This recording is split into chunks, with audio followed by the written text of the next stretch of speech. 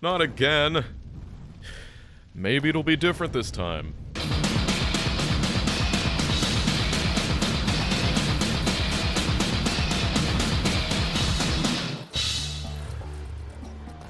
Yeah. Okay, skip the intro. This is the most painful video I have done so far. This run has mentally aged me by at least 10 years. You might question how that could happen to me of all people, but you see, this time I've decided to play Rampant Fixed. It's a separate fork of Rampant, and you might think that it's just a fix, but it actually adds a lot of functionality, and well, you'll see. Just for added fun, I've got an extra mod that adds pentapods as well as space-age weaponry to vanilla, because why not? Once again, thanks to Code Green. Let's get into it, though. Whenever you're doing one of these combat challenges, time is of the absolute essence. Regardless of the biter population, I always try and get the early game out of the way as fast as possible, so the main difference here is I'm doing it with a heart rate.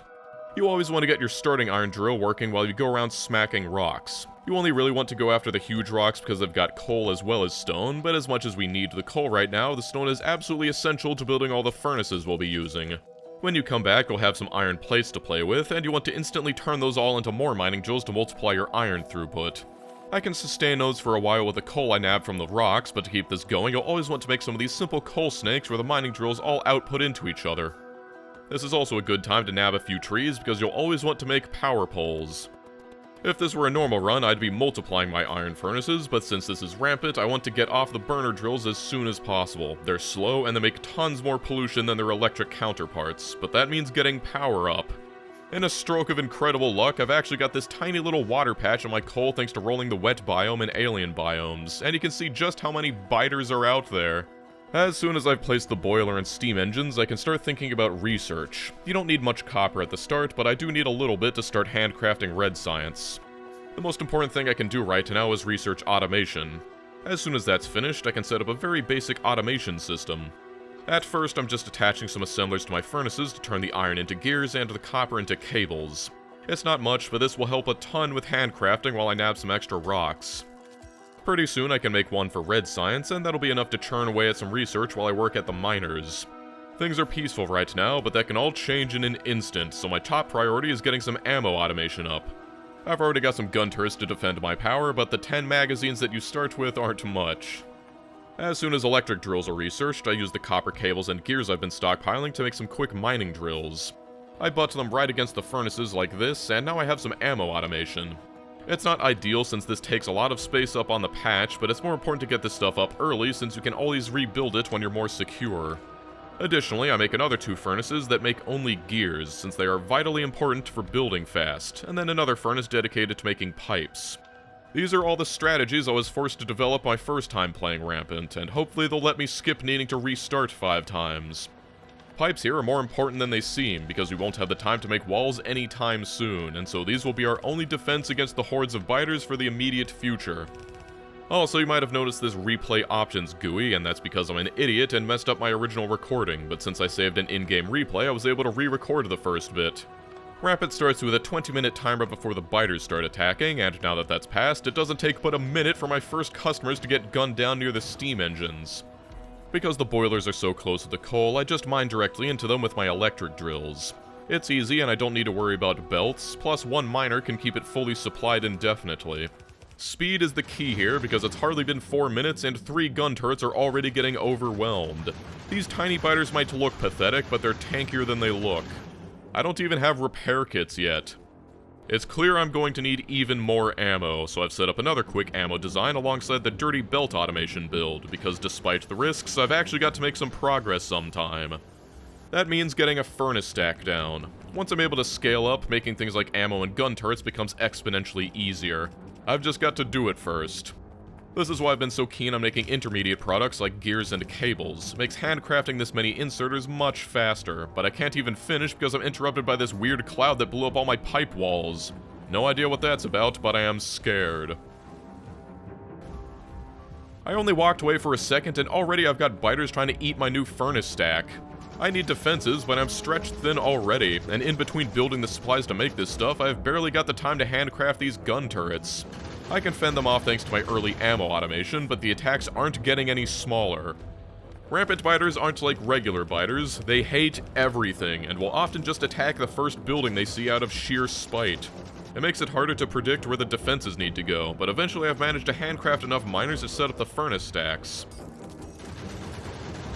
I'm going to need more power, and you can see how fast and frantic these things go up. I am really trying to go as quickly as possible here. And even though it's not complete coverage with these pipes, even slowing down the biters the tiniest bit can be the difference between life and death, because I cannot afford to lose turrets right now. The moment the stacks are up, I am already setting up red science. I can do it pretty fast these days, and this is also when I remember that I intended to have dark nights as well, but I forgot under the stress. Hey, it gives me some mercy before I could even research lamps, but let me tell you, it is infinitely scarier when you can't even see the size of the swarm that's assailing your defenses.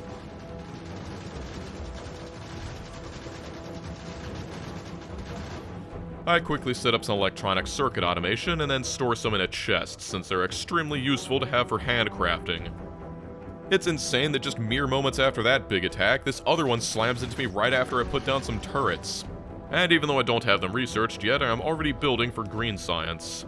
I've made some labs, and so I just insert the red science by hand at first, but pretty soon I've got red and green automated. I am in the middle of setting up the labs, and I want you to see this. I'm getting attacked down here already, but have to run over here to take out a swarm since my gun turrets ran out of ammo. It cost me some of my copper stacks, but before I can even process that, I've got another swarm attacking from the southwest, and these are not small attacks.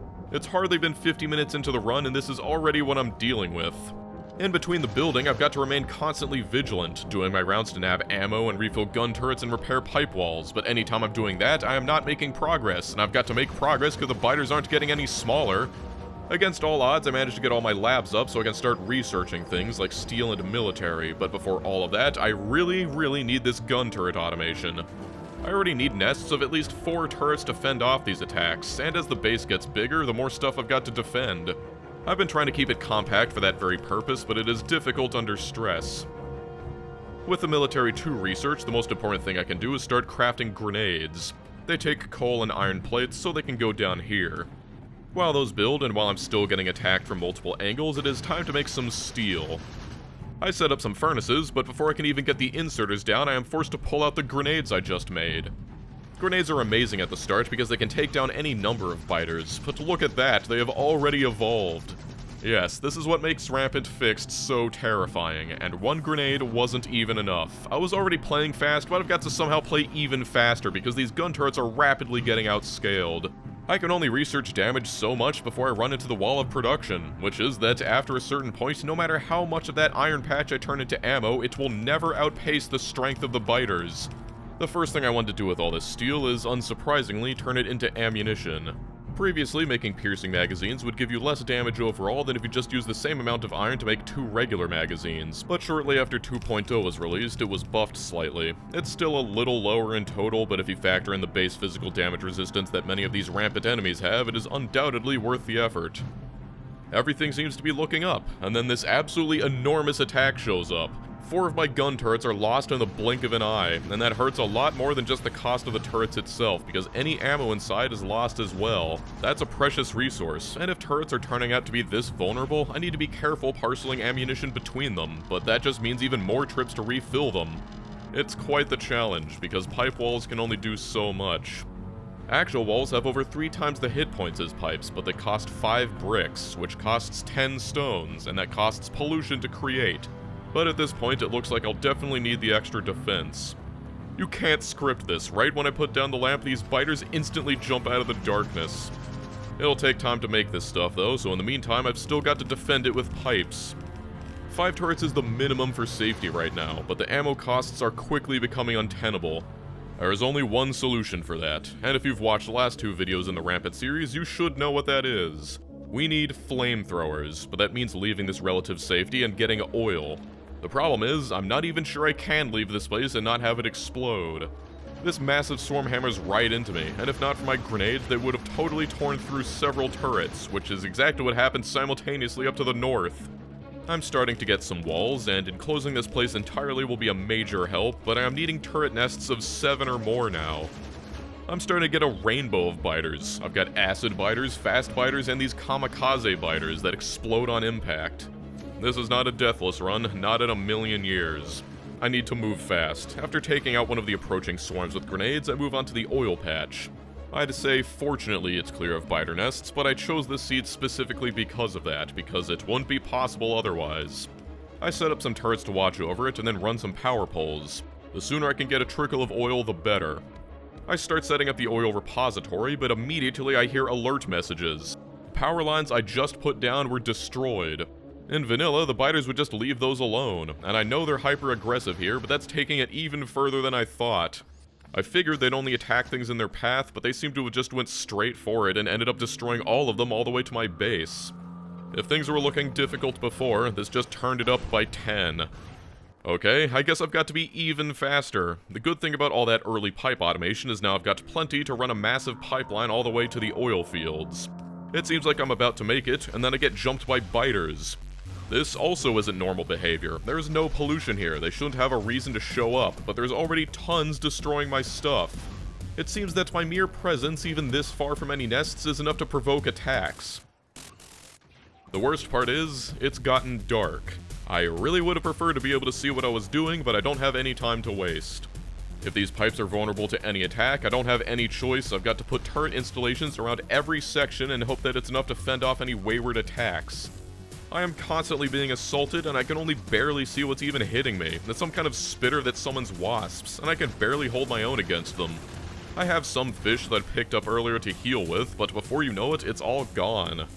Well, back at base, I've got a trickle of oil, but already the pipeline has been severed. This just isn't enough, and I've got to admit defeat. I don't have time to waste with trying to salvage this, so the best thing I can do is take this knowledge into an alternate dimension. Yes, this is one of those save scum runs, but at least I know what I'm up against this time. I just need to build way faster and set down more and more turrets along the way. These squads seem smaller than the pollution-driven ones, but they're still no joke.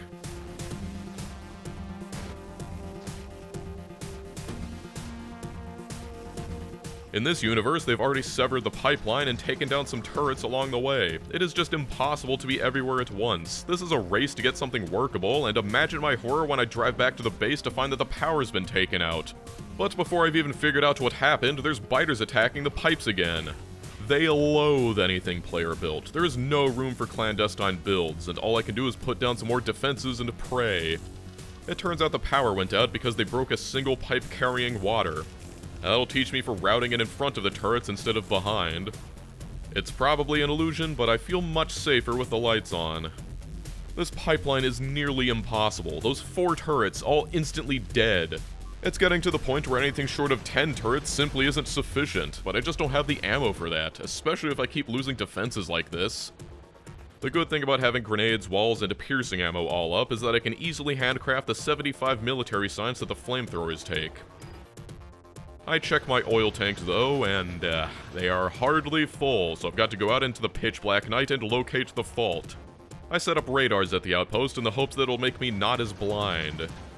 The break is down here, and I try to patch it, but look to the left and see biters arriving just in time to take out all the turrets at the bend. This is Sisyphean, but eventually I get it all back up and running. Don't let this excitement fool you though. Back at home, we have still got massive attacks constantly destroying our defenses. It's all I can do right now to keep up, but to win, you have actually got to build things, and these are no conditions to build a rocket in. Like, good God. The only hope I have is that flamethrowers will be a game changer. I've gotten almost 4 tanks filled with crude now, and even if my oil field goes down, that'll be enough to keep the flamethrowers running for hours. I can only use the engine units that I've been hand-feeding in an assembler, but this handful of flamethrowers will need to do. I try to add them to the places getting hit the hardest, and just look at this carnage. How nice it would be to surround my whole base, but I simply can't just conjure supplies out of thin air. This is less of a cuckbox and more of a lump. The flamethrowers help, but this is the most horrifying thing I have ever said. They're not good enough. Flamethrowers, the most overpowered turret in Factorio capable of soloing entire swarms of behemoth biters, is losing to 2 hours worth of evolution, and reloading only barely helped.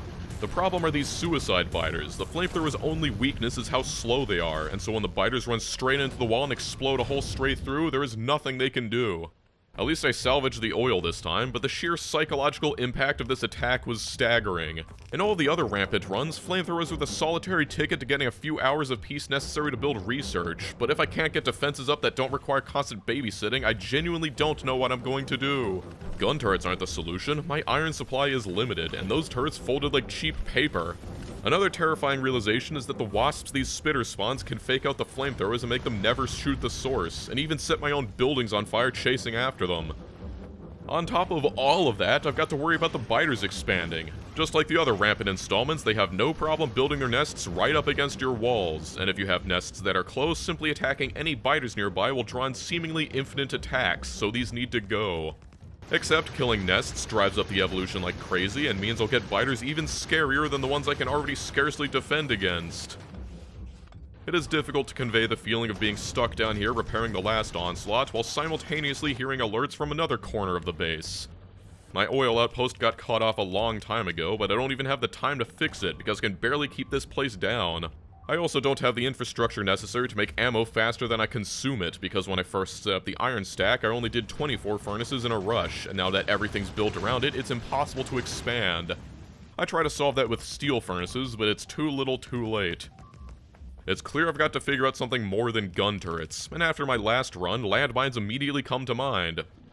I've got the oil, but you can see just how painful even this is. To make even a janky build of petroleum gas, I've got to remove tons of walls and set up all new turrets, and that's still not a guarantee that it's safe. I've got to research sulfur, and then explosives first too, and then I've got to handcraft all the military science necessary to actually research the landmines, all while everything is constantly breaking around me. I finally get landmines, and don't be fooled by editing, this took quite a few tries to actually get this far, but just look at how enormous these attacks are now. They've been evolving like crazy. And I try to place a handful of landmines everywhere, but even as I'm doing it, I know that this isn't a solution. They're powerful, but I just don't have the time to go around and manually replace landmines every time a biter steps on one. They're fireproof, and almost invulnerable to bullets as well, the only two types of damage that I consistently dish out. As my northwestern front crumbles, it is time to admit defeat. That's right, after 2.5 hours, it is clear that no amount of save scumming will salvage this. At least at the end of it all, I get to watch my base being wiped off the face of the planet. After my last tango with Rampant, I was actually a little cocky going into this run, but this has been one hell of a wake-up call. Rampant Fixed is a completely different beast. Well, at least now I can go over the settings I was using since I have footage of it. I'll be using the exact same seed as before. The only major alterations besides Death World settings is giving myself a little extra starting space, as well as 50% to resource size and richness, because it's no fun if I run out of iron before I can even dream of conquering another patch. Oh yeah, and there's a whole 600% biter coverage thing. That's not standard Death World. I'm sure I certainly won't come to regret that decision. There's also a few settings in Rampant Fixed itself to make it even harder, and obviously I've got to turn them all on, but after seeing what happened to my oil field, I've decided to enable the options for invincible rails and big electric poles, because it would be literally impossible without that. I'm not going to go over this too much since it's mostly doing the same things as I did before, but since I've gotten some practice, it's a lot more streamlined. The only major differences I make is starting the power a little closer to the base, using the 20 minutes of grace to be a little more aggressive on the burner drills, and putting the early manufacturing more to the right so that it doesn't crowd the patch as much. Also, I'm making a lot more ammo at the start, since I'm going to be relying on bullets a lot longer if flamethrowers aren't my sole salvation. Oh yeah, and 2 furnaces for pipes this time. Turns out they're really useful. Overall, just a lot cleaner than the last run. After 20 minutes, I fend off my first attack, and I'm all ready to set up the furnace stack. It's going to be a full 48 furnaces this time, and it's a lot harder to defend, but it'll be worth it. I don't build the whole thing though, just getting it running is enough, and then I make the copper stack again. Unlike iron, copper demand is very low until yellow science, so a smaller stack is fine. The biters are so rude that they blow up my spaceship, but this is doing much better than the other run. The doubled ammo production has allowed me to be a lot more liberal with my gun turrets, and apart from this little snafu with the steam engines, thanks to the relative safety, I'm able to get red and green science into labs after about 46 minutes, which is a pretty good time even without the biters, and a whole 13 minutes faster than last time. I set up 2 grenade assemblers this time and work on some steel. It's only about half of a half stack, but you don't need that much steel until purple science, so this should be enough. Also, just because I'm skipping through everything doesn't mean that I'm not constantly under attack just like last time. It's a good thing I was able to throw grenades on this one, but right now I'm still ahead of the evolution.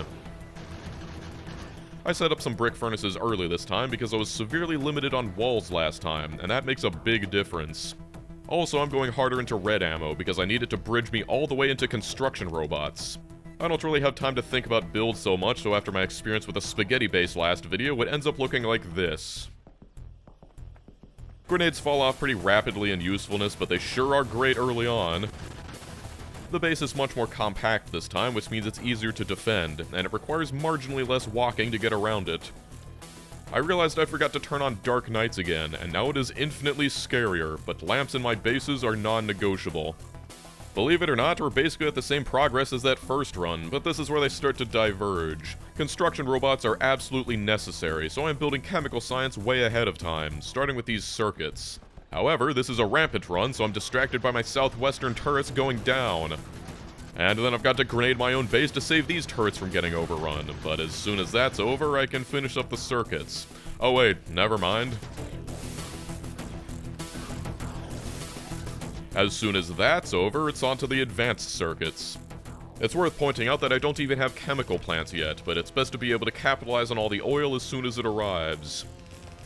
This time, instead of relying on hand-fed assemblers, I'm making the engine units fully automated. They're pivotal for making flamethrowers as well as chemical science. I come to regret only making 6 here, but that's later. Right now, I'm once again learning my lesson about leaving even a fraction of my base undefended and walking away for a second. I also had major problems expanding, so this time I'm leaving myself some more space.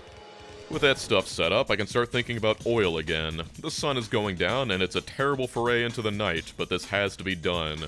This time I'm using big electric poles, which are invincible now. It feels a little cheesy, but don't worry, there's still plenty of ways for the biters to take out my outpost than power. Thanks to my aggressive ammo automation, stocking up defenses along the way is much less painful, but I'm still not sure you fully grasp the situation.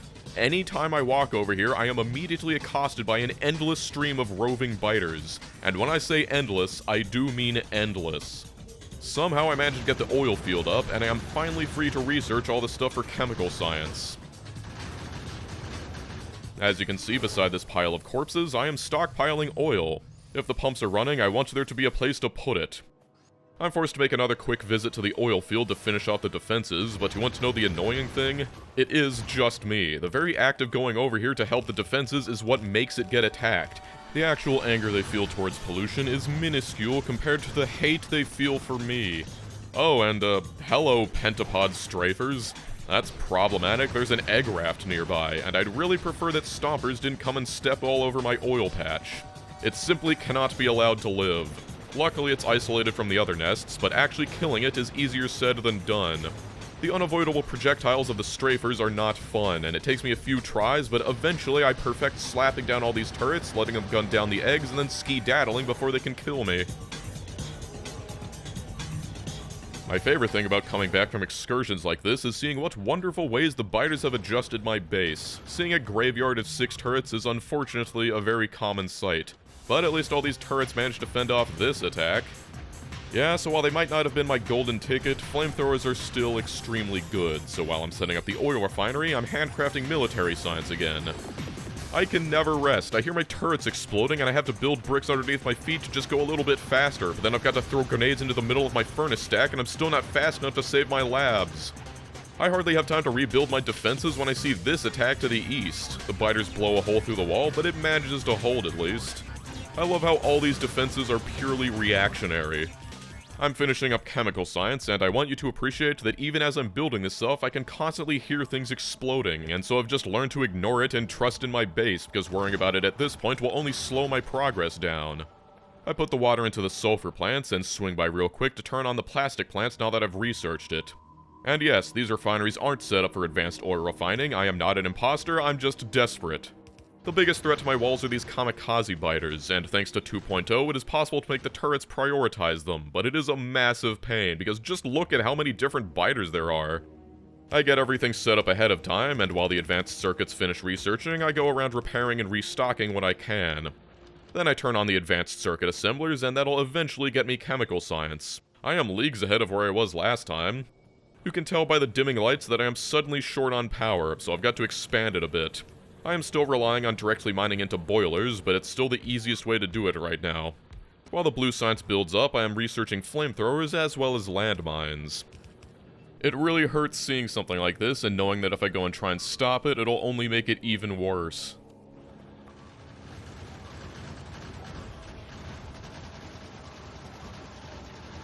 Like last time, landmines take steel and explosives, which I'm building quickly down here, but these aren't going to be that useful until I've actually got those robots up.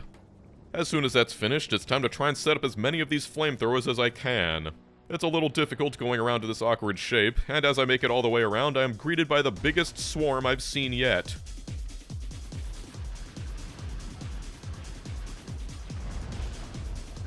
Look at all the turrets down here. This is what I've got to do just to keep the attacks from these nearby nests at bay. They expanded right next to my walls down here as well. I really need these robots now. While that researches, I've got to make everything else they take. And not to beat a dead horse, but that's really hard when stuff like this is constantly happening. Robot frames take a handful of things, and I'm starting with the batteries. My base was not built for expandability, so it's easier to just make the iron and copper that they take down here. They also take sulfuric acid, which can feed off the sulfur, making the explosives. I left enough space to make at least one of these refineries run the advanced oil refining recipe, and that's because I need heavy oil for lubricant. It doesn't take much, so even though I don't have the time to set up oil cracking, it'll make plenty before it gets backed up with light oil. My oil patch has been reduced to a single pump, but at least it's something. Once again, I am suffering from my impetuous building decisions. I need engine units and electronic circuits, but I don't have an easy way to get them down here other than taking them out of the end of the advanced circuit build, which is less than ideal, but it's the best I can do under the circumstances, and it is truly something special how normalized all this carnage has become. I just wish the flamethrowers wouldn't set my base on fire. It is total frickin' chaos down here, but I've got to get these things up. My hope is that the landmines will delay the initial waves long enough for the flamethrowers to take over, but we'll need to see. With electric engines, electronic circuits, batteries, and steel, that's robot frames fully automated. Those will build up while I build their homes. I can just pick up the advanced circuits they take off the line, and I've got a box for gears, so after taking as much steel as I can, I'm able to throw together enough roboports to enable complete coverage around my walls. I've got to handcraft the robots themselves, but after that I can slam them into the roboports and upgrade my landmine chest to be a passive provider, which will allow the bots to place them automatically and hopefully give me a second to breathe. My entire base is teetering on the absolute edge of destruction, so if there's any salvation to be found, the time is now. They need a few speed researches to be truly useful, but the robots can automatically repair the walls whenever they get destroyed. How I wish I could afford repair packs in this economy, but it's more economical to replace walls when they explode than spending my limited number of robots on mostly useless repairs. I really cannot stress enough just how stressful this all is. It was manageable in the beginning, but it just keeps getting worse and worse, and no matter how many turrets I place, it just never seems to get any better. It is basically impossible to make any progress right now, because there is no way I could ever expand this thing, and all of my time is taken up putting out fires.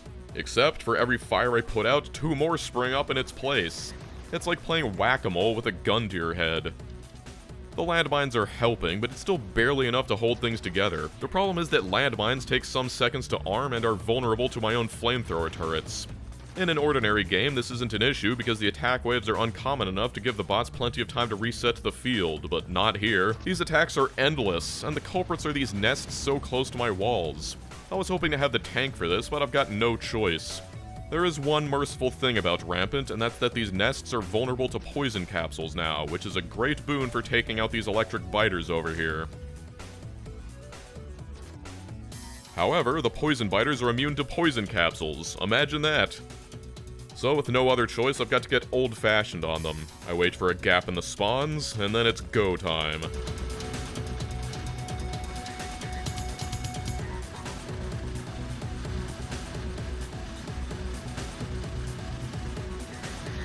I had to sacrifice a lot of turrets for that, but it was worth it. Though I've got to remind you that this is mostly impotent flailing. Those nests will be back, and I've only really managed to push my evolution even higher. At least at the moment, the endless stream of attacks have mostly ceased. The landmines are invaluable when they work, but they are far too vulnerable. Even with the reduced frequency of attacks, this is still a common sight. The robots have no brains, so they'll just keep placing down new landmines even as the biters destroy them all. And in case it wasn't obvious, my supply of landmines isn't unlimited. I've got oil stockpiled, but with the oil patch down, I'll eventually run out of flamethrower oil and sulfur. That's the inspiration for me to engage Operation Oh God, get the oil back. Some of the infrastructure is still there, mostly the invincible lamps and power poles, but as long as it wasn't in the path from my nests towards my base, it was generally fine, so I can reuse it.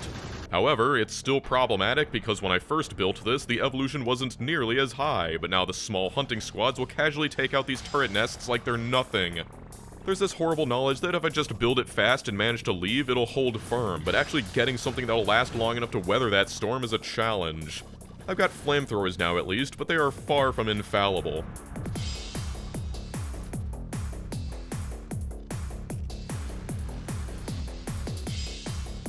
So much of the difficulty is just in these infinite attacks on me. Like, I've got to rebuild this twice in the same attempt just to get something working. I start building efficiency modules because if I can reduce that patch's pollution to near zero, it should hold out as long as I'm not there, but this is so hard. The biggest problem right now are these sapper biters. If it wasn't obvious, the biters tend to counter your primary sources of damage, and with all these landmines, that's explosives. They're resistant, but the real problem is that they just attack so fast. This whole swarm can just zap my walls and turrets to death before they can even turn on.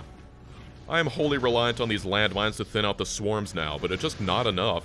My bots can't place them fast enough, and too many are getting destroyed. You can see what happens when I don't have landmines now, because even with tons of guns and flamethrowers, this place is just getting completely overrun. There is nothing I can do about the oil field at this point. It is just undefendable. I might be able to hold for a while more, but unfortunately my experience is telling me that it's only going to get worse from here. Oh yeah, biters enraged, as if it could get any worse than it already is. This is just a mere fraction of the struggles I've been going through. It's been almost 5 hours now, and I haven't made any real progress since hour 2. It's one of those cases where if I struggle, I get the privilege of drowning slightly later. In a last desperate bid, I used the editor and an alternate save to try and test out some experimental defenses. It seems hopeful at first, but while this might work in vanilla, in Rampant, the biters seethe with rage, so even if they don't need to attack these walls, eventually some of them will decide that they want to destroy the entire thing. I move my tests into the lab and try this arrangement instead. The walls cannot be outside the range of the turrets, because otherwise the biters will destroy them all, but if the landmines are in the range of the turrets, they'll all get roasted. The landmines can handle the first brunt of the wave, so in my mind, if I repeatedly enable and disable the flamers, maybe I can get them to only work in reserve for when the landmines aren't enough. It seems to work at first, and I'm feeling pretty confident, but it's extremely difficult to test like this in Rampant because the moment explosive resistant biters appear, my defenses all fall apart. I need the damage and coverage of the flamethrowers, but I also need the landmines. If they're outside the range of my flamethrowers, they die. If they're inside the range of my flamethrowers, they die even harder because even the lingering flames will destroy them. I spent literally 3 hours testing this stuff, and I have come to the unfortunate conclusion that this is impossible. There is no arrangement that will salvage my position, and running Rampant fixed on these settings is likely not winnable. However, this run is less about these specific settings and more about making me suffer as much as possible while finding the absolute limits of what's possible, and so with one simple change, I think this run might still barely be doable. I made the landmines fireproof. This one change might be all I'll need, and like, come on, the engineer's a smart guy, there's explosives that are resistant to high heat, and as we all know, jet fuel can't melt steel, so it's totally feasible. It's also not too dissimilar from the invulnerable rails I've already got, it just didn't come with the mod. Still, they're far from invincible, but hopefully being able to place them as part of my actual defenses will give me the little edge necessary to dig myself out of this hole. Before moving forward, I should explain a few of the things I did during the hours of pain that didn't quite fit the topic. I've made a jank automation of military science. I just don't have the time to make a truly automated build, but since I've got all 3 ingredients in bulk, it's easy enough to just drop them into chests and know that it'll eventually get made into like 1,000 bottles of science. Also, remember when I said that this should be enough steel? Well, it should have been, but my mental calculations failed to take into account just how much steel I'm spending on ammunition and landmines, so I've got to make more. And as you can see, retrofitting anything into this base is a nightmare. It's vitally important for making flamethrowers and robots as well, but let's try not to think about how even with this expansion, my iron patch is slowly being depleted. One thing I can do right now is use up all those efficiency modules I've been building up. Filling all of the miners is my highest priority, and while I'm pretty sure the majority of the attacks are coming from my mere existence, if there's anything I can do to reduce the frequency, I've got to take it. 3 efficiency modules will not only reduce the pollution of these miners by 80%, but also their power consumption, which reduces pollution even further by cutting down the demand on my very stinky coal power. Even outside of the pollution benefits, being able to stretch my existing power grid 2 to 3 times as far is an incredible benefit. Then I was forced to add another assembler making landmines. These things already craft like nearly 1 a second, so the fact that I'm losing like 100 every minute should really put things into perspective, but now it's back to the future. This is what I'm left with, and this horrible cobbled together defense is no longer going to cut it. Not only is a flat wall more effective at killing biters due to the ability to stack more flamethrowers, if I'm ever going to make it off this godforsaken planet, I'm going to need more space. I don't think you need me to tell you this, but I can only build inside these walls. That means expanding my walls, but it's not going to be easy. First off, however, I build the general design in the lab, and usually I don't like building things externally in a run like this, but this challenge has worn away most of my scruples. Now it's time to begin Operation Cuckbox. As you might imagine, if my defenses can hardly stay standing in the best of times, building out is going to be a challenge. The only thing that makes this feasible is my swarm of construction robots. But remember what I said about the biters and their player-seeking hatred? Here they come.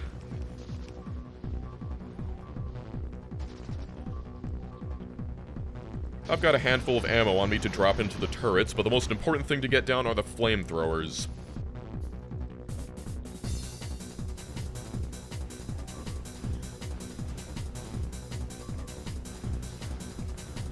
I'm using light oil to fill them up because it does 10% extra damage. Usually that's overkill, but here I have a feeling that I'll need every edge that I can get. The biggest weakness of the flamethrowers is that they take a fluid, and so I've got to make sure everything is connected before they can come online.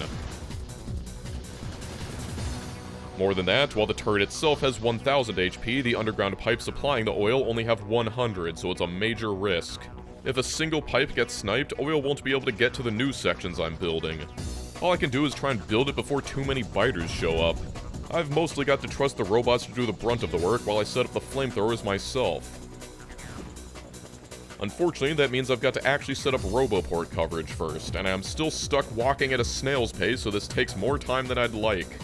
Also, when it really counts, of course I end up fumbling the very precise placement of the pipes. The most important pieces to build in are the flamethrowers and the front of the wall, because as long as those are up, it'll be able to repel at least a few attacks before going down. And by then, my robots will have successfully placed a few landmines as well as the rest of the walls. There's always a bit of a delay before the first waves of biters show up after I move to a new area, so it's at least a little bit of time to get the basics down. The other weakness of flamethrowers is that they are totally helpless if the biters get around them, and until I can get this thing fully enclosed, getting flanked is a constant risk and an unfortunate eventuality.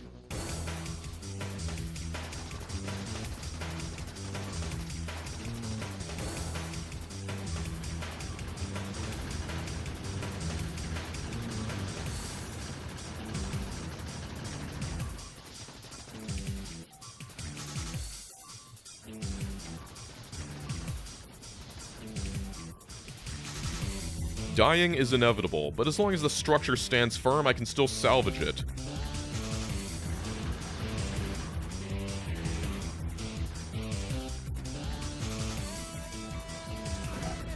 This north-facing flamethrower I put down saved this whole thing, but guess what? It's only been a few minutes and this game has already decided it's time to make fireproof biters. That's right, it saw how much it was relying on fire to build these defenses and thought it should change that.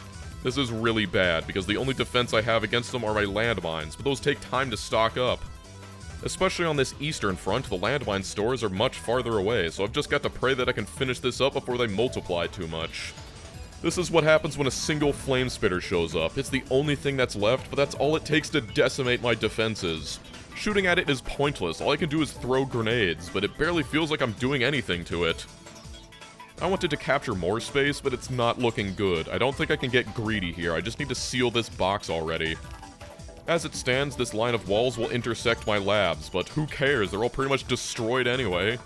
Pushing it up this close means that it's partially sealed for now, but the worst thing in the world has been confirmed. I have got tons of firebiter nests nearby.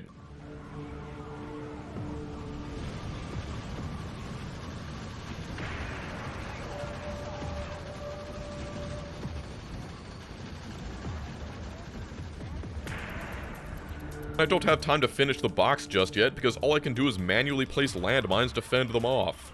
All of my bots are busy building the box, so I can't really rely on them right now. And oh my god, pentapods!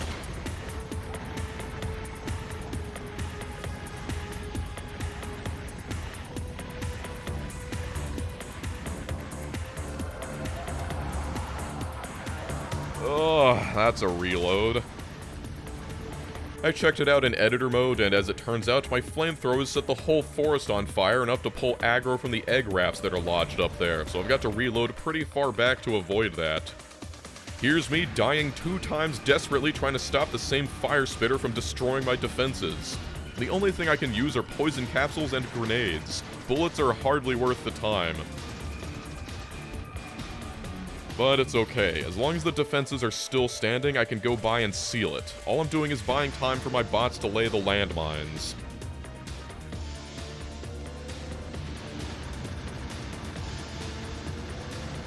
I've almost managed to seal it completely, but there are tons of these firebiters already inside, and it just feels like there's nothing I can do about it now, because they're just so much stronger than anything else. I reload, and it's clear that I've got to get rid of those nests nearby. It's still nighttime, but even though I don't have cannon shells, I can use my tank to circle around it and throw poison capsules.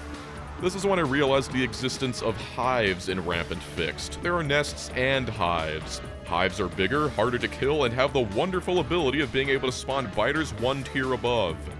I was wondering why they never seem to die, and that's because it's been spitting out fire spitters with over 2000 HP. I've only got 50% evolution, and it's already giving me biters as dangerous as behemoths, which ordinarily only start showing up after 90% evolution. This really is nothing else like those other challenges, but after it all, I have finished the Cuckbox. This is its defenses, and this is why it was absolutely necessary to get fireproof landmines. But don't worry, there's still plenty of pain still in store for me yet. I've completely run out my landmine reserves building this place, but now I can harvest the handful of landmines still within the walls to fill it out. I ended up a little lopsided around the lake, but I don't care. I just don't have the time to worry about that. This is the safest I've felt in over 5 hours. The defenses are finally holding firm, and thankfully the firebiters actually die to the landmines. First priority is rebuilding my labs. In all this excitement, my research has been falling behind, and there's a few things I need, namely rails. Also, I've set up concrete because I thought it would prevent underground attacks, but you need refined concrete to do that. Oh well, I'll need it eventually. I'm finally building up some cannon shells to help clear out the small biter bases that spring up occasionally, but there's no way that I can use them to take out the massive nests. Even though Operation Oh God Get the Oil Back was a momentary success, the biters are all too eager to reclaim it. Even though it's off now, the occasional squad still comes by to chew on the ruins. Same rules as before, no oil, no landmines, and no landmines, no base. Fortunately, for the moment, the game's decided to give me mostly regenerative biters, which are weak to flamethrowers. Oh yeah, and that nest I destroyed like 20 minutes ago? Yeah, it's already back. It's close enough for me to want to kill it again, but even though I can handle a nest this small, I really don't appreciate it pushing my evolution up. I'm making repair packs now because I am really tired of seeing that yellow alert that 1,000 buildings are missing them, but now it's time for Operation True Oil. I need a permanent solution for crude oil, and that's going to involve rails. Pipes are far too vulnerable, but if I have rails, I'll be able to bridge my 2 bases between them. Before in these videos, I would always build a tube of walls and flamethrowers to get places, but just to hammer this in, this run is nothing like the others. I need the full force of replenishing landmines to survive, and keeping that functional far from my base isn't feasible because of robot travel times. I could maybe make a system that would work with buffer chests, but yeah, that's not happening for quite some time. And of course, the biters put their nest right in front of where I was gonna build these rails, so that's another thing I've got to take care of. I tried to use poison capsules, but these wasp biters seem to be resistant, so it's time to break out the cannon shells. You can see how effectively the biters have cleaned up the old defenses that used to be here. Since the rails are indestructible, the important thing is just getting them down first. There's some biter nests that are too close, and I've got to get rid of them too. Remember, if the nests are too close, the turrets will end up provoking infinite aggro, which is not conducive to success if this thing's going to need to survive separated from my main base. Okay, here I am in the ruins. I try to place down the Roboport and some temporary gun turrets as defense, but just look at this. This is what I've got to deal with now. It's nigh impossible, so once again, I've got to pre-build my defenses as a blueprint, but here we go for real. I drive in, and I know I've only got seconds to get the defenses down. I slap down a defensive ring of landmines, but that won't hold them for long. These gun turrets will distract them for only a moment. I need flamethrowers up. Luckily, this place is an oil patch, so as long as I get a single pump up, I'll be able to fill the flamethrowers with enough to fend off the larger parts of the swarms. Oh, my heart is pumping. I can quickly place a Roboport down and then load up a storage chest with all the supplies it'll need to build it, but robots in, and it's time to pray.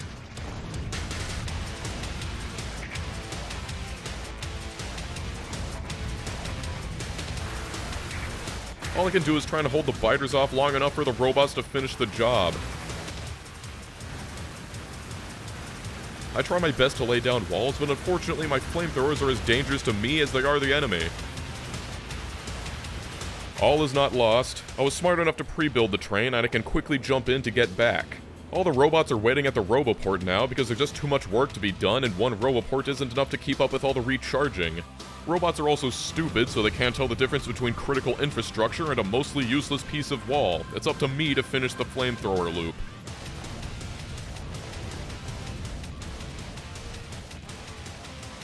I ran out of landmines way faster than expected, and so it's a quick trip back to get some more, but it's not like I'm made out of landmines. I'm going through them like crazy defending this place, and if I don't get this thing stable soon, I'll completely run out. Okay, while Armageddon rages on around me, I've got to finish what I came here for. I've got to actually put the oil in the train.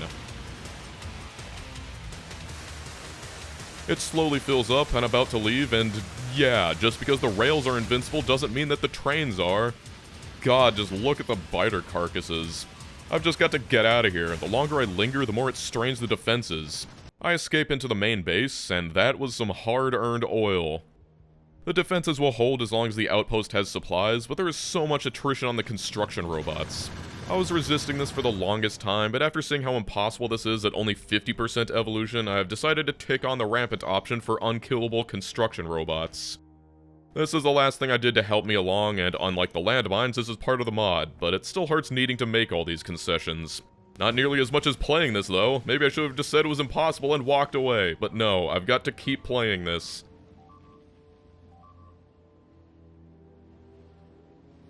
That biter just tanked an entire train to the face like it was nothing. Okay, the path between here and the oil outpost is actually so dangerous that I hook up a button to the train signal so that I can press it manually after making sure that the coast is clear. One trip holds 50,000 oil, and this base isn't exactly a mega base, so the number of trips it'll need to make are relatively few. With oil secured, we're stable for the moment, but my god, the fire! Yeah, those wasp biters are something special. I didn't deconstruct my old defenses because I thought they'd be good for backup, but this has changed my mind. It just roasted my rocket fuel, my rockets, and my cannon shells, as well as the janky processing units I've set up just to make power armor and exoskeletons. It feels like I've aged a lifetime since I've made progress, but with this oil I should probably upgrade my refining to use the advanced recipe. I use light oil in my flamethrowers, and I'm using a lot more petroleum than you'd expect feeding my landmine addiction, so a good refinery setup will make me feel much better. That does mean I need to set up oil cracking, however, but ever since 2.0 it couldn't be easier. The ability to mirror buildings makes the chemical plants much more compact, and now controlling the cracking is as easy as hooking up the chemical plants to the fluid tanks. If the tank has too much heavy oil in it, turn on the cracking and turn it all into light oil. It's that easy. I have another special reason to want to expand my oil production, and that's solid fuel. You see, I've realized that I don't have any easy access to coal anywhere, and that means that if this starting patch runs out, I am screwed. In case you didn't know, coal is an ingredient in the explosives I use for landmines. More than that, it's kind of necessary for the plastic to make advanced circuits. You don't need that much, but by far the biggest glutton for coal is power. Conversely, as long as I can keep it defended, my oil is an infinite resource, and so switching over to solid fuel is a no-brainer. There's a far more exigent need for expanding power, however, and that's because flamethrowers and landmines are not enough. Gun turrets are practically worthless, so that leaves only laser turrets. They're infinitely scalable and deliver constant damage without needing to reload. Several biters in Rampant Fixed are weak to them as well, such as my beloathed flame biters, but they are so energy expensive that running them off steam power is a fool's errand because it just makes more pollution that sends even more biters. Except that is exactly what I've got to do, because I don't see uranium anywhere on the map, which means that wherever it is, it's probably behind like 500 biter nests. Solar is not an option either, it takes up way too much space. I've got to accept the reality that I'll never have better power. It doesn't feel like I've made much progress, but rest assured I haven't just been twiddling my thumbs. This whole time I've been building up some very important research, as well as gathering the materials necessary to make exoskeletons and personal solar panels, all for the next operation. You see, it might not look like it, but I am perhaps an hour or two away from total destruction. My iron patch is a shadow of its former self. It's down low enough that it can no longer keep up with demand. It'll limp along for now, but without more, winning is impossible. I've got to strike early while I've still got enough spare production to make weapons, because pretty soon I won't even be able to keep up with my voracious appetite for landmines. It's time for Operation Iron Apocalypse. You see that iron patch down there? That's my only chance of getting out of this death spiral. There is no path forward without this iron patch, and if I don't get it soon, I might just not have the iron left to ever try again. It's now or never, but never might just win. You are not ready. You are not prepared for the utter unholy hell that this rains down upon me. Before I can even think about clearing the nests on the patch, I've got to clear out these egg rafts, because there is no path to victory as long as they're standing. But look at what I need to deal with. The pentapods are impossible. With them about, I will never be able to strafe the other nests. The biters are terrible, but they're not like the pentapods. They're fast, and if they put a single leg in front of my tank, it'll stop me dead in my treads. It's too much, and I've got to retreat to my oil base. After a quick patch up, it's back into the fray. I can't believe I'm saying this, but these slowdown capsules are invaluable. They're the only thing capable of stopping these stompers. Thanks to them, I'm able to lure them away and take a few swipes at their nest. Remember when I said I was busy getting exoskeletons? Well, they weren't just for me, they were for the tank. I've got this one loaded up with 3 pairs and enough pre-juiced battery power to keep them up and running. Without that, outrunning these biters would be impossible. I managed to get another swipe at it as I drive by, but just look at this swarm.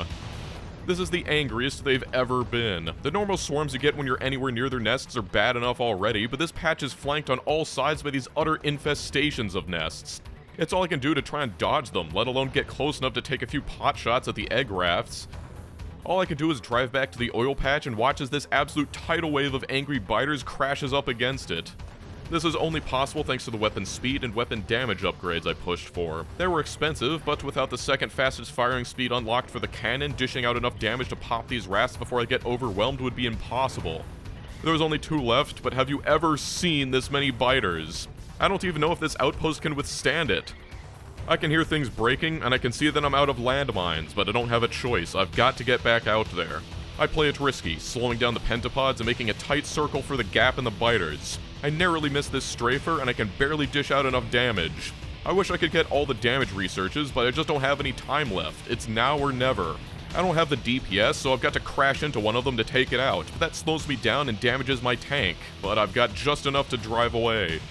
I've completely run out of landmines here. I try my best to lead some of the followers to the landmines at the main base, but barely any took the bait. That outpost I spent hours setting up is getting hammered. I drive back in my tank, and I am none too soon. I throw the landmines in, but the robots are overworked as is. I try and fend off some of the flame spitters that got inside with my own rocket launcher. This next wave slams into the walls, but it's weathered the worst of the storm. It seems counterintuitive, but the best thing I can do right now is leave to lower the attacks and give the robots time to reset.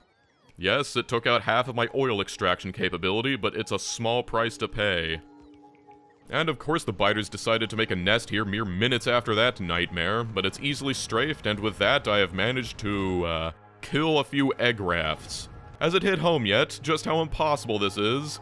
It's far from over. There can be no rest for this engineer. The only grace I've got this time is that, unlike the egg rafts, these nests are vulnerable to poison capsules, and now that I'm not stuck needing to carefully chuck slowdown capsules, I am free to saturate every nest with them. The kamikaze biter nests are actually weak to explosives, so they go down a little faster to these explosive cannon shells, but there's more flavors of biter out there. I've got to be extremely careful driving this thing. There's patches of water everywhere, and see that? That was me getting slowed down once. If you get slowed down, you'll usually get slowed down again, so getting out of that is a minor miracle. I don't want to back off just yet because these nests are so low, and the longer I drag this out, the more time the other nests have to heal up and keep throwing biters at me. Eventually I've got to make a pit stop and just pray that my oil outpost can remain firm. The real strength of the landmines isn't entirely in their damage, it's that they make the biters freeze on contact, so that gives my flamethrowers enough time to catch up to these hordes. While I've been busy with that, an underground attack thought it would be funny to take a trip underneath the lake and pop into my oil refining. At least that flamethrower stopped it, but there was some collateral. The only thing that makes this not a reload is that my landmine chests survived. I've been slowly whittling down these nests. It's a long, painful process, but without the pentapods, it's actually possible. By the way, those orange splotches are from underground biter attacks traveling around, because it wasn't enough to have biters above ground. And have you ever seen this many biters? I've got the whole spectrum after me. It's just a kaleidoscope of torment. The last pass really riled them up. I'm getting hammered hard. This is why I didn't bother repairing the pump jacks yet, but as long as my roboport is up and my chests are full of supplies, it'll be tough for the biters to truly crack it. Do you see now why I considered invincible rails, fireproof landmines, and indestructible bots to be the bare minimum to make this possible? It's almost poetic, because as the sun starts to set, I finally take out the last nest covering that iron patch. But would you believe me if I said that that was the easy part? Back home, I'm restocking supplies when I notice this thing. Rarely obtained by killing nests at close range? Infinite ammo and instant kills for 5 minutes? Well, I'm not complaining.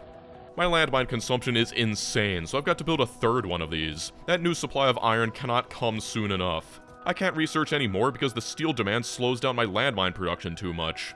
In the short lull, I've also set up the train that'll carry the iron back home. I've given it 3 locomotives because of how dangerous it is out there. My hope is that it'll give it enough mass to plow through the biters to make it back home and also go fast enough to escape them. The operation is mostly a success so far, but it wasn't without consequence. It's pushed my evolution up even higher, and now the biters are even stronger. More than that, they've mutated again. They can do this at any time, but it seems to be the most sweeping when you go up a tier in the evolution. Now I have poison biters, and they explode into a nova of poison on death, which destroys any landmines nearby. More than that, I've got these electric biters that are not only resistant to fire and lasers, but they also have an AoE spit attack that they'll use to attack a construction robot and end up taking out a dozen landmines and collateral. The poison biters are weak to lasers at least, and so I'm finally forced to bring them out. The worst part is, I'm not even done yet, but before I've even started, these high-tier poison biters from the hive to the north are already threatening to destroy my outpost all on their own. It takes only a single one to clear out an entire path of landmines for the rest of the swarm, and now these laser turrets are the only thing capable of fending them off. These nests are still way too close to the iron patch, and I've got no choice but to attack them. Even if I could build right up against them with robots, the worms are far too close. They'll just spit on anything I tried to build from outside the range of any turret, so this is absolutely necessary, but shaving off even a fraction of this massive nest is nigh impossible. The earlier nests were one thing because I could at least strafe between the nests, but to keep the speed necessary to outrun the biters, I've got to keep going forward, and that means plowing through straight between hundreds of nests. All I've got are my hit and run tactics, but this just gets harder and harder the more I do it. Nests gain health based on evolution, and now these nests have almost 3,000 HP. At my research level, that's as many as 4 or 5 direct hits with a cannon shell. I can't do that in one pass, so even shaving off just a little bit of this infestation is a Herculean effort. I don't want to, but since I need to go all the way around, I am poisoning the other side of the nests as well. They don't need to go, but if I can thin out the worms and nests here, it'll at least make it easier to drive in circles around them without colliding into biters. But yeah, at this point, that's like trying to dodge rain. The firebiter nests are the top priority, especially the hives, and the only saving grace of this attack is that there's no poison biter nests down here. If there were, this simply wouldn't be possible. I managed to shave off maybe 2 nests deep and poison most of the worms. I wanted to do more, but this is my limit. There's just too many biters. The waves I provoked just keep slamming into my outpost over and over and over again, and eventually I find that this base has its limits. This is probably the last time I will ever be able to take on a nest like this. There are no more second chances, but it's just too much to defend against. And then I remember that I have the power-up the mod gave me. I was really hoping to save this for a rainy day, but if I don't fend off this attack, there will be no more days. I've got 5 minutes of instant death to kill them all.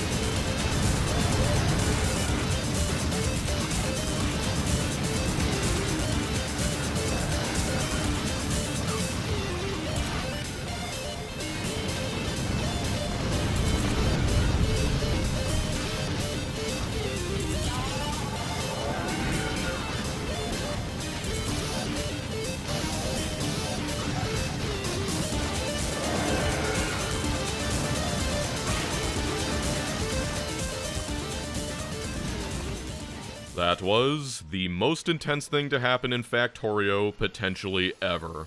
Just look at the piles of dead biters everywhere. Against all odds, this little outpost has weathered the storm. I quickly grab stuff for repairs, and it slowly comes back to life. I cannot believe that this was only possible thanks to a random power-up that Rampant decided to give me. I couldn't have scripted it better. By the way, you got to see this as one continuous story, but I had to reload at least 24 times.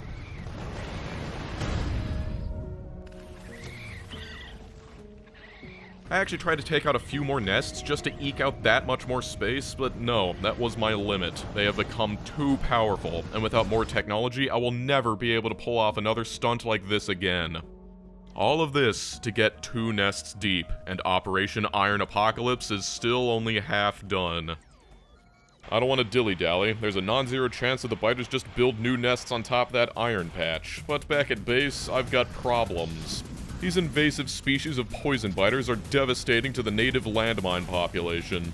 Combined with the electric biters, at this point I'm losing a landmine for everyone that actually explodes to deal damage.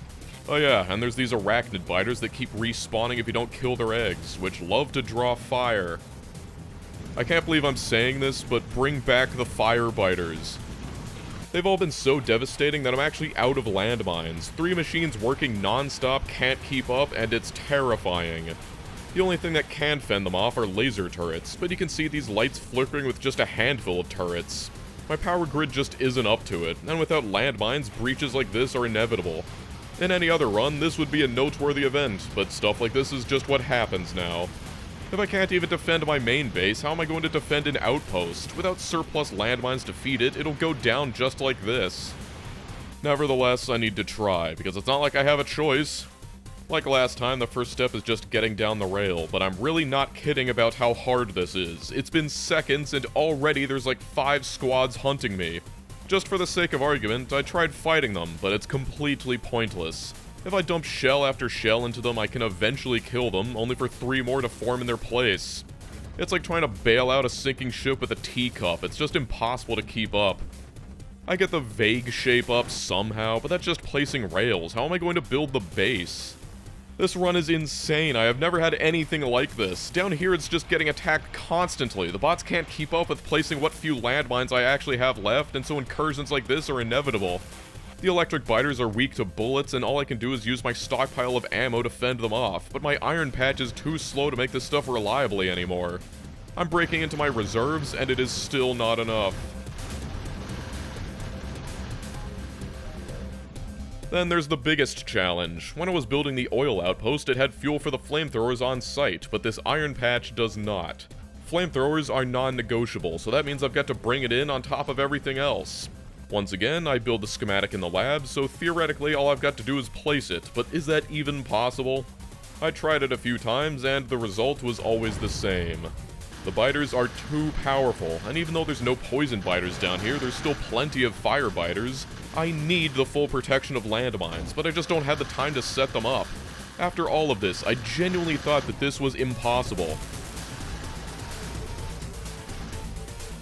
This was just the limit of my capabilities, and I would need to start again and lower the difficulty like a sane person, which led me to this silly act of defiance.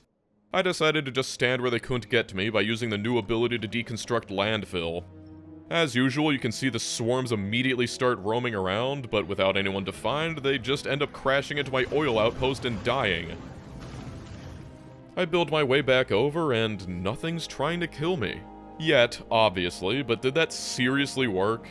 Whatever, I don't have time to question it. I can't let an opportunity like this go to waste. The build is in stages. The top priority is getting the oil set up. It's not much, but hopefully it's enough to last a few minutes. I fill up the robots with their supplies, and already I've got a few guests. I've brought over all of my ammunition to try and fend them off, but after juking all those raiding parties, it's only a few to start with. I think Rampant Fix gives a chance that killing biters provokes revenge attacks as well, which is probably the case for a lot of the perpetual death balls I've been dealing with, but shockingly, that doesn't seem to happen. The first phase was just getting the flamethrowers down, so now I add the walls and the landmines to the chest, and for a moment, the biters are just letting them build. Ah, there we go. I knew it was only a matter of time.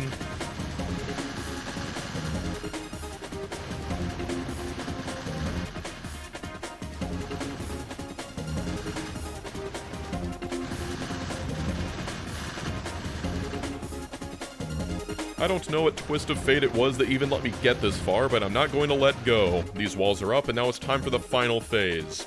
Thankfully, they're leaving it alone for the moment, and I'm back at the base with the train. I've replaced the wagon with a fluid tank. This is how I'm going to build a more permanent oil supply, and after stocking up on as many landmines as I can spare, I stamp down the second part of the blueprint in preparation.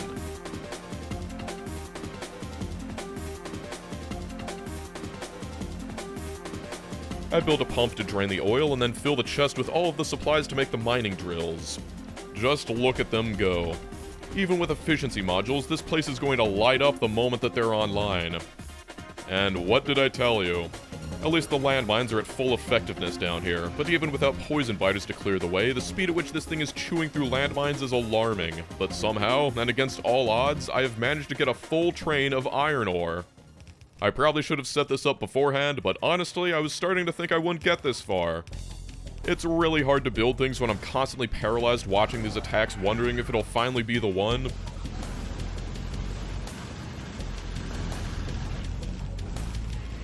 But the oil outpost lives another day. I route the iron into the forges and take a massive breath. I wish I could say it was truly over, but after more than 2 hours of constant warfare, I have finally got the key to the future.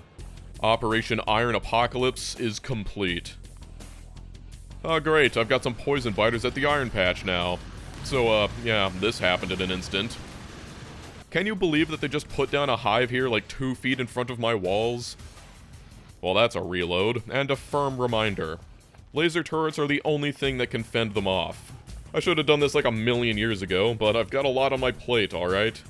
Even though I'm not running solar, I desperately need accumulators. They're the only way I'll be able to run the laser turrets I need off of this crappy steam power. Also, now that I've got iron that can be turned into things other than landmines, I start researching all of the laser turret damage that I can. It's so bad that just firing the few laser turrets I already have is cutting power to the whole base. I expand the power as much as I can, and then finally start placing accumulators. I'm not sure I can adequately express the amount of stress that I'm going through. The mining outpost, my only ray of hope, is constantly teetering on the edge of total annihilation. It's already happened in a few parallel universes, and somehow I've just got to tear my eyes away and just play Factorio as if everything I've been working on for the past 11 hours isn't constantly exploding. The real kicker is that the very act of going to these places to try and help is actively what causes them to get attacked even more, and yet I've got to go there to resupply them with landmines, walls, and other supplies. It's this horrible balancing act that leaves me watching a disaster in slow motion, knowing that I can't do anything about it. Even something like this, as soon as the supplies are in, the best thing I can do is just leave and believe in my base. Here at Dodgington Industries, we have many great tourist attractions, such as our permanently flaming corpse piles. I've got a tenuous balance going on right now, and instead of waiting for it to get any worse, I've decided to just start building again. That's right, for the first time in over 10 hours, I am actually making substantial progress towards science. I'm using electric furnaces because as long as you fill them with efficiency modules, they are far less polluting than steel furnaces. I just want you to slow down and appreciate that in this whole sequence of me building these furnaces, there isn't a moment where you can't hear a flamethrower in the background. I mean, when I said that this wall is constantly on fire, I really meant it. I'm using yellow belts for everything because I am terribly, terribly desperate, but as long as you play into their carrying capacity, they're more than enough. I'm using this half-track design for my spaghetti run, and it works quite well. That's 30 iron plates per second, a veritable feast compared to what I've been dealing with thus far. These infinite attacks are really wearing down my supplies. I actually had to remove all but a single row of landmines to cut down on collateral, but then it hits me. It's probably these stupid pentapod eggs. Even though they're inert, they count as nests, and so when the biters get attacked nearby, the code treats it like I'm attacking their nests and pulls in aggro from all the surrounding ones. After weathering the consequences of my actions, it does seem to have helped a bit. Through all of the pain I've suffered, there's something about seeing this many carcasses piled in one place that just makes it all worth it. Just look at the mining outpost. I've added in a few laser turrets to at least give it a fighting chance against fire biters and poison biters, and I'd really like more, but this is my limit for now. Well, it broke again. I've got no choice but to add even more laser turrets, but like I said, every time that I come over here to do this, it means the outpost, which can already barely survive, gets slammed twice as hard until I leave. Hopefully you're not too tired of watching biters catch fire, because that's pretty much all that happens in this base anymore. In all seriousness, I really need to get a move on. This starting copper patch should have enough juice left in it to get us to the rocket, since you barely use any of it until yellow science, so only covering the whole patch. Then purple science takes a lot of steel, so I'm using about half the iron that we just made to make everything that we'll need.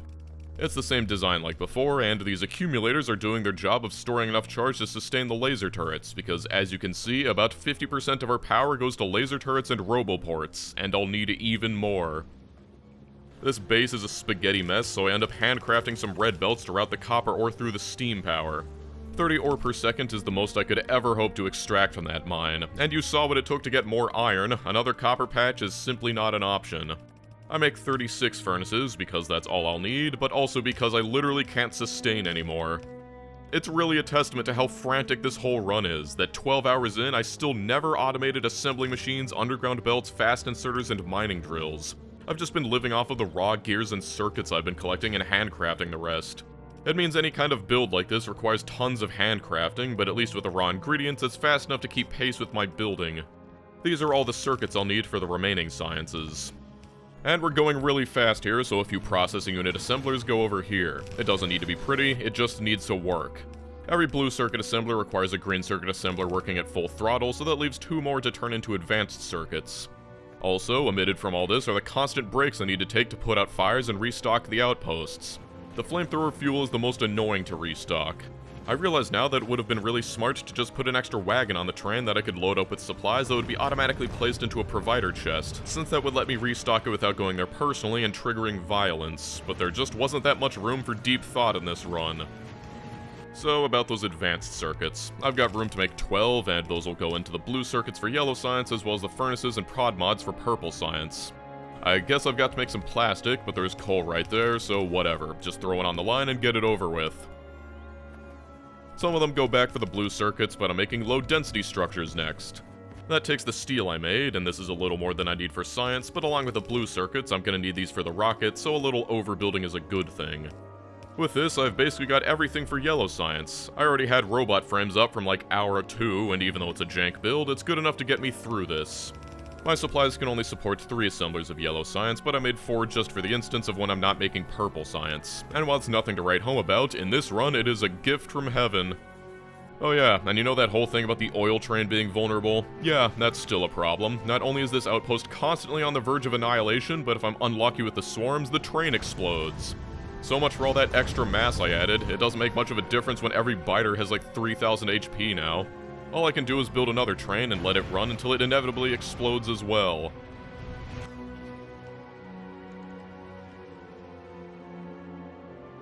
I've got to set up the labs to accept yellow and purple science, but to make the purple science itself, I've got to extract the last bit of my stone mine and thread it all the way down here. And yeah, this is totally normal.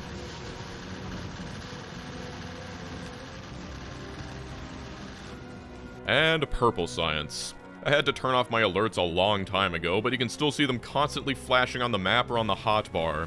It never ends, and you will not believe just how motivated I am to get this final science up and running. It's odd coming to terms with the fact that I'm actually playing the factory part of the factory game, which up until now has been a CBT simulator. I've got 2/3 of it up in an instant, leaving only the rails, but those go up just as fast, and in less than 4 minutes, I've got purple science. There goes the train again. I don't get to do this much, but with both sciences churning away, I have some time to take some sustained shots. It truly never ends. It might seem like I've got this place under control, but keeping it topped up with landmines is a nightmare. These biters moved in down here, and these worms have such long range that they can constantly blow up all my landmines. I'd try to take them out with my rocket launcher, but they have 7,500 HP. This is what I need to do to kill a single worm now. I really hope that this shows you just how wide the power gap has become. Since I left a hole in the wall, the single biter ran in and started wrecking everything. This is the power of a single biter away from my landmines and flamethrower turrets. Then, it's only when I see that I have no iron that I realize the train got eaten again. I wish there was something I could do about this, but there just isn't. At least now it doesn't feel so bad to be constantly repairing these breaches, because at least I can tell myself that I'm slowly building up science in the background. Boy, I sure love throwing landmines into boxes. How many times have I said landmines so far? Anyway, the lights are flickering, so that means I've still got power problems, despite all of my efforts to the contrary. They blow out this corner again, and so I've got no choice but to load it up with laser turrets and hope that I just don't end up needing to fire too many at once across the map. This is fine. You might think that I just researched the rocket, but I don't want to admit defeat just yet. I have a dream that if I just try a little bit harder, I could eventually become totally stable. It's just a matter of getting resources. Also, I think just blasting away some of these nests would do wonders for the frequency of my attacks. Though these mutated to poison biter nests, and I've got enough problems with the ones to the north, so they've got to go.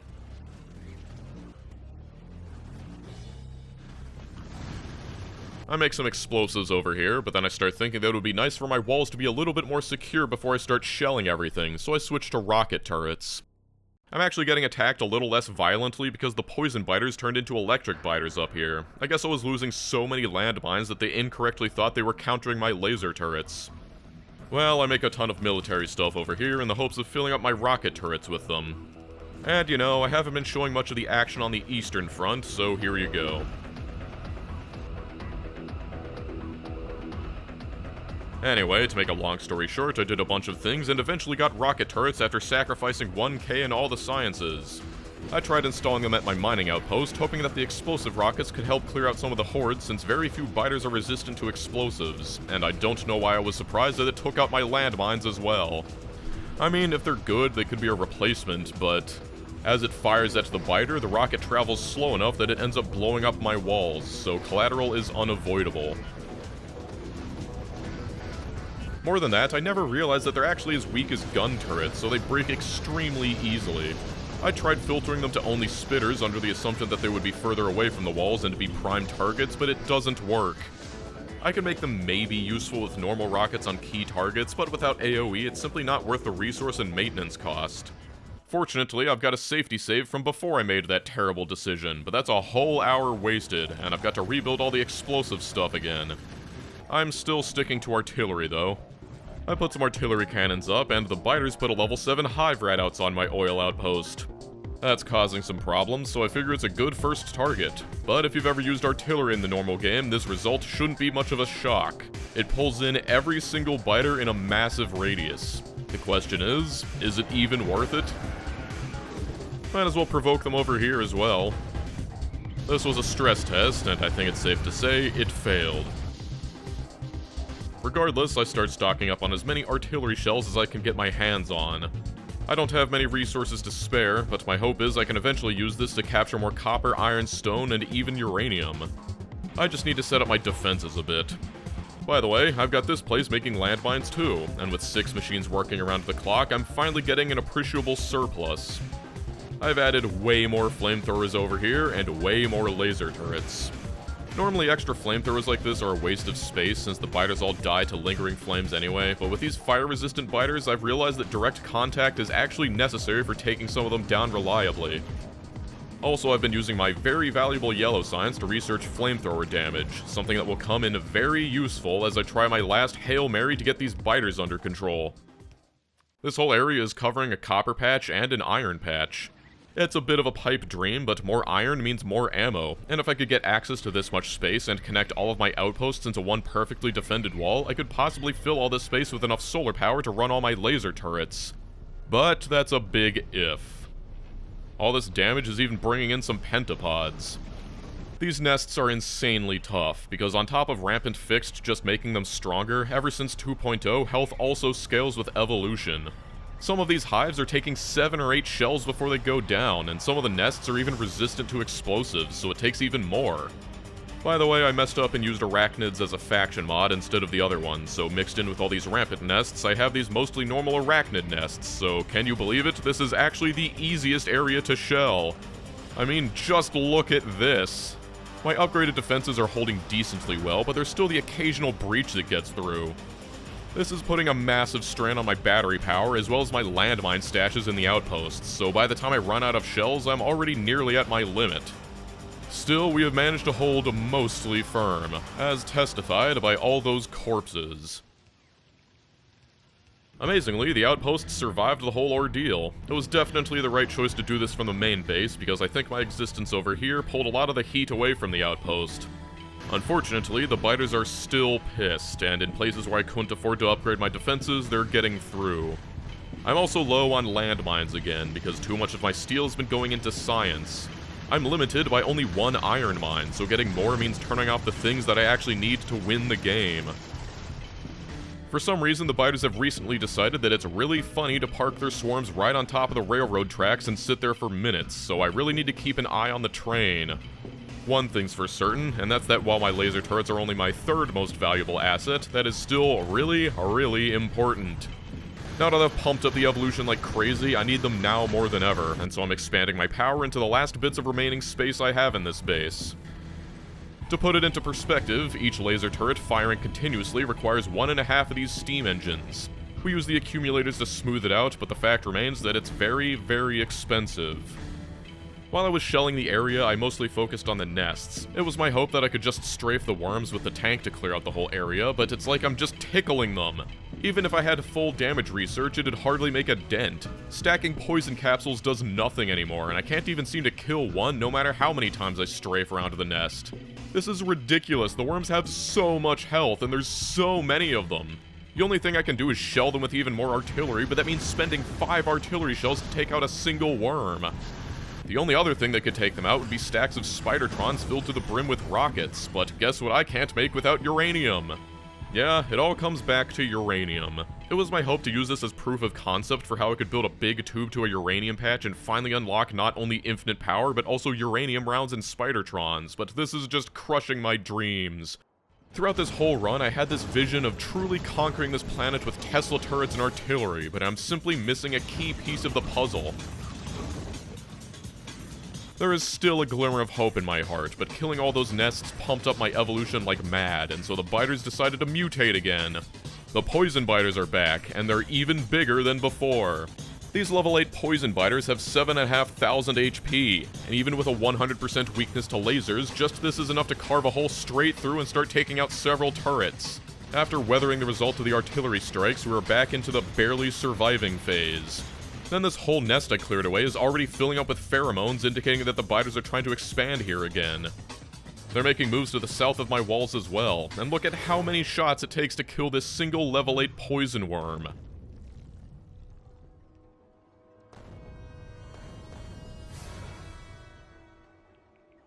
It took 6 shells to kill a single worm. That is almost 400 iron for a single enemy, and they can spawn as many of these as they like.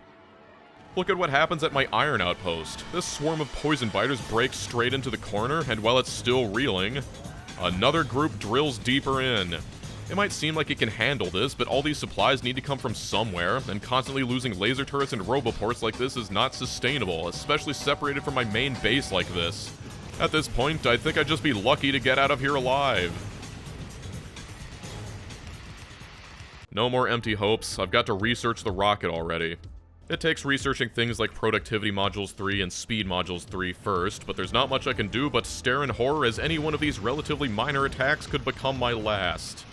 The starting iron patch has been completely depleted for hours now, and if this thing goes down, I will never be able to finish the rocket.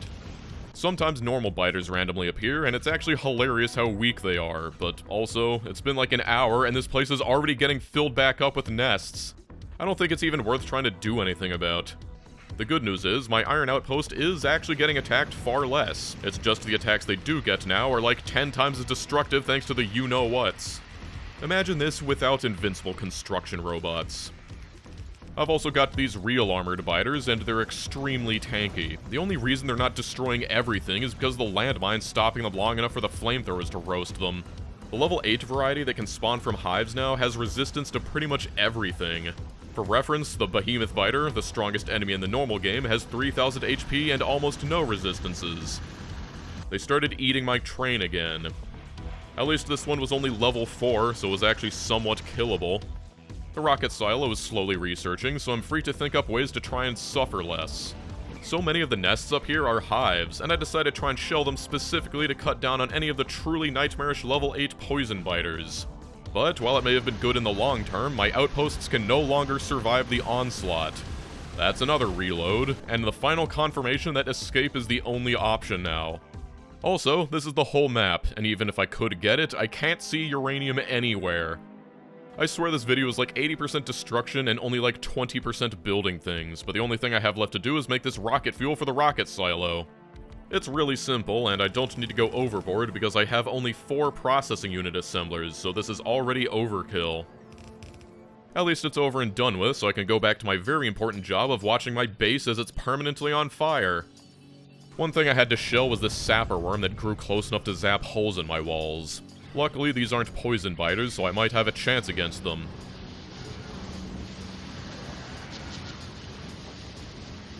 It is just insane the amount of heat that killing a single worm causes. And what the hell was that?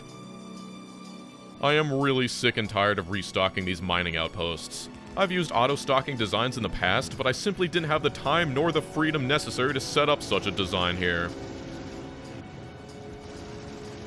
It's always a bad sign when your starting lake isn't even polluted. In this instance, I am definitely making plenty of pollution, it's just that it's all getting soaked up by all the nests that are like 2 feet outside my walls.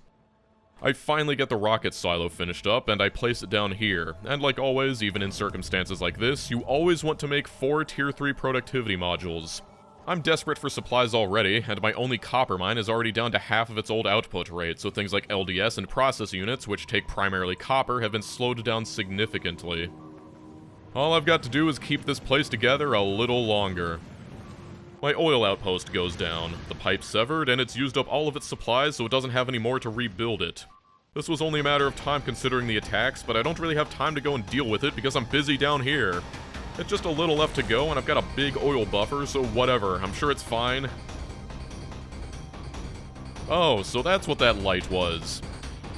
I don't know if they can smell the rocket like in wave defense, or they just don't like me that much, but these attacks down here are insane. Another nuclear biter blows up outside my walls, but at least it wasn't a direct hit, and I don't know what actually caused them to explode or not, but it carved a temporary hole in my walls. My mining outpost's not doing too hot either. Unlike the oil outpost, I do need this one a little longer, so while I'm busy down here, all I can do is pray that it holds up long enough.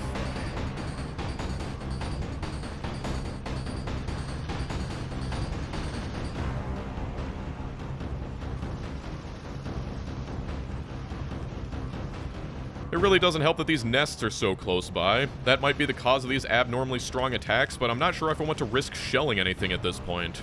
And as my night vision goes out, you can see the ominous green glow of the nuclear biters. I don't know when those started showing up, but it's definitely a sign that it's time to leave. Oh, hello, pentapods. It's been a while. I wonder where you came from. And unfortunately, their massive bodies draw enough fire to let one of the nuclear biters run in and blow a nice big hole in my wall. Well, it's fine. The robots are doing their best to seal it, and it's a good thing I have some spare laser turrets, but I'm not made of those things. There goes the train again. The biters put a nest right alongside of the rails, and without me being available to help it out as much, the iron outpost lets out its valiant last stand.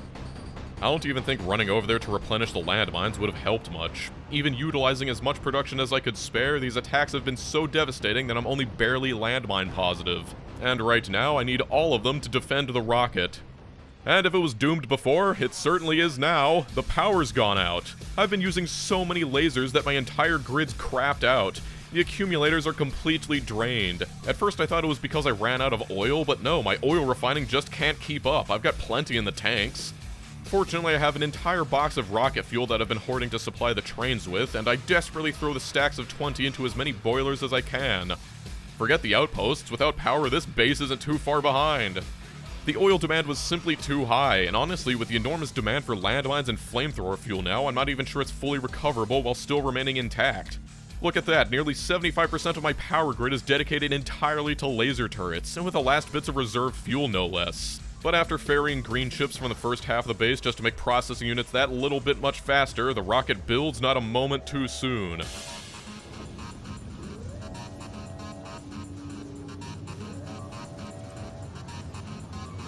I can't believe 2.0 removed the ability to put cars into rocket silos, and it demands I place a landing pad before it allows me to launch it, but I really don't have time for that. So instead, have a fish. Incredibly, that allows me to launch it without a pad, and I can finally end this run.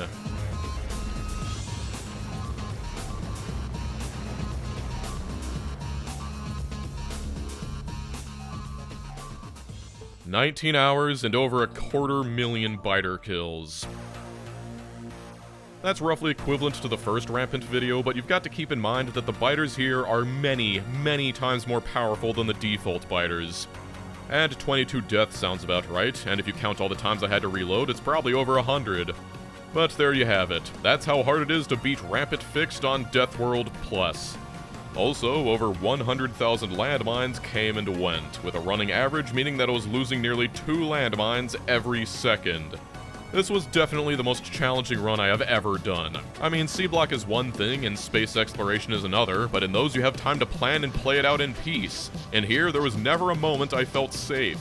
The first Rampant video was hard, don't get me wrong, but with how much I've improved since then, I could easily breeze through it now, and yet this run truly pushed me to my absolute limit. Even though I've got some practice now, I don't think it would ever be comfortable playing this. I actually defy you to try this yourself. As far as I'm aware, I am the reigning champion of Factorio combat, so please, if you think you can do better, give it a shot. When I was playing this, I could only stomach to play for 1, maybe 2 hours a day, simply because of how stressful it was to keep all these plates spinning in the air. There were so many things I had to keep track of, and if I was playing without biters, I could have beat vanilla like this in under 4 hours. And the fact that Rampant Fixed added 15 hours to that when I was already rushing my absolute hardest is a testament to just how much time I spent fighting back biter attacks. If I could have gotten Tesla towers and nuclear power, I could have taken everything. I wanted to conquer it all this time, to say that I've truly beaten Rampant for once and for all. But unfortunately, I simply can't say that anymore. The landmine changes are one thing, and the bots another, but I simply cannot truly say I'm finished with Rampant just yet. Now, why did I do this? Well, because my patrons voted for it, of course, but I suppose it's my fault for putting it up there as an option. And to be fair, after the last Rampant run, I thought it would be simple. I just wasn't expecting to be fighting for my life every single minute. As you can see, this is what happens when I stop actively protecting my base, and the power outage takes its course. Between this and the Berserker pack earlier, it is incredible how close to the wire this whole run was. It's truly cinematic. Well, thanks for watching, and I'll see you next time, hopefully with an easier challenge.